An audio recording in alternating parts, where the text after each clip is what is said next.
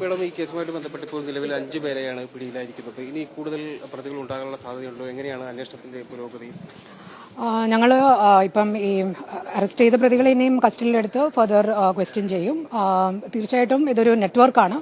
അപ്പോൾ ഇത് 5 പേരിൽ ഒതുങ്ങുന്ന ഒരു നെറ്റ്വർക്ക് അല്ല. അപ്പോൾ കൂടുതൽ ആൾക്കാർ ഞങ്ങളുടെ സർവൈലൻസിലുണ്ട്. ഇനി വരുന്ന ദിവസങ്ങളിൽ കൂടുതൽ ഡീപ്പായിട്ടുള്ള ഇൻവെസ്റ്റിഗേഷൻ കാണും.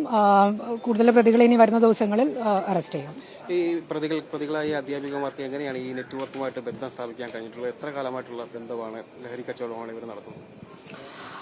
ഞങ്ങളിപ്പോൾ റീസെന്റ് ആയിട്ടുള്ള ട്രാൻസാക്ഷൻസ് ആണ് അനലൈസ് ചെയ്തിരിക്കുന്നത്. എത്രയും കാലമായിട്ട് ഇവരിതിൽ ഇറങ്ങിയെന്ന് അത് അവരെ ഇനിയും കസ്റ്റഡിയിലെടുത്ത് ചോദ്യം ചെയ്തതിന് ശേഷം മാത്രമേ പറയാൻ പറ്റത്തുള്ളൂ. എത്ര രൂപയുടെ ഇടപാടുകളാണ് കണ്ടെത്തിയിരിക്കുന്നത്? ഇപ്പം വേരിയിങ് അമൗണ്ട്സ് ആണ്. ഇപ്പം എന്തായാലും ഒരു മിനിമം അപ് ടു 15 lakhs വരെ മിനിമം ട്രാൻസാക്ഷൻസ് നടന്നിട്ടുണ്ട്. ഒരു പ്രതിയുടെ അബവ് 1 crore ട്രാൻസാക്ഷൻസ് ഉണ്ട്. കൂടുതൽ പ്രതികൾ, പ്രധാനപ്പെട്ട പ്രതികളൊക്കെ ഇപ്പോഴും കാണാമറയത്ത് തന്നെയാണോ? ഇനി അതോ ഇവരിൽ തന്നെ ഒതുങ്ങുമോ അന്വേഷണം?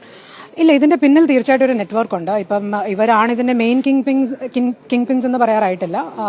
കൂടുതൽ ആൾക്കാരുണ്ട് ഇതിൽ, തീർച്ചയായിട്ടും ഉണ്ട്.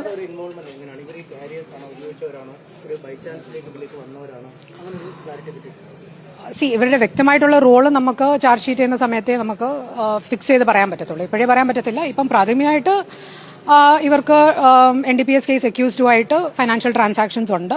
പിന്നെ ഇതുവരെ നമ്മൾ മനസ്സിലാക്കുന്നത് ഇവർക്ക് അത്യാവശ്യം ഈ നെറ്റ്വർക്കുമായിട്ട് തന്നെ ഡീപ്പായിട്ടുള്ള ലിങ്ക്സ് ഉണ്ടായിരുന്നു. ഇപ്പം ഫ്രണ്ട്ഷിപ്പ് ഉൾപ്പെടെയുള്ള ലിങ്ക്സ് ഉണ്ടായിരുന്നു. അപ്പം കൂടുതൽ അവരെങ്ങനെയാണ് ഇത് ഓപ്പറേറ്റ് ചെയ്തതെന്ന് നമുക്ക് ഇൻവെസ്റ്റിഗേറ്റ് ചെയ്ത് കണ്ടുപിടിക്കണം. ഇത്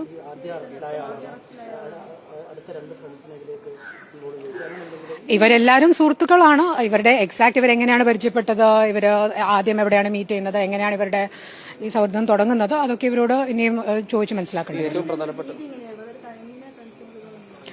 അത് ഇവരുടെ മോഡസിനെ കുറിച്ചൊന്നും ഇപ്പം വ്യക്തമായിട്ട് പറയാറായിട്ടില്ല. ഇപ്പം വളരെ ഏർലി സ്റ്റേജസിലാണ്. ഇപ്പം നിങ്ങൾക്കറിയാം, ലാസ്റ്റ് 1 വീക്കിലാണ് ഈ അറസ്റ്റുകൾ നടന്നത്. 2 അറസ്റ്റുകൾ കഴിഞ്ഞ 24 മണിക്കൂറിനുള്ളിലാണ് നടന്നത്.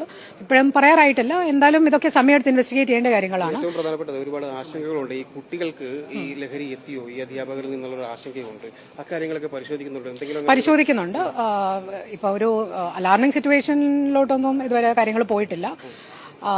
അപ്പൊ നമ്മൾ കൂടുതൽ പരിശോധിക്കുന്നുണ്ട്. ഇല്ല, അങ്ങനത്തെ ഇതുവരെ ഒന്നും കിട്ടിയിട്ടില്ല. ഞങ്ങൾ നോക്കും ഇവരുടെ അസോസിയേറ്റ്സ് ആരൊക്കെയാണ്, ഇവരുടെ കൂടെ ആരൊക്കെയാണ് ഓപ്പറേറ്റ് ചെയ്തിരിക്കുന്നത്, അത് നമ്മൾ നോക്കും.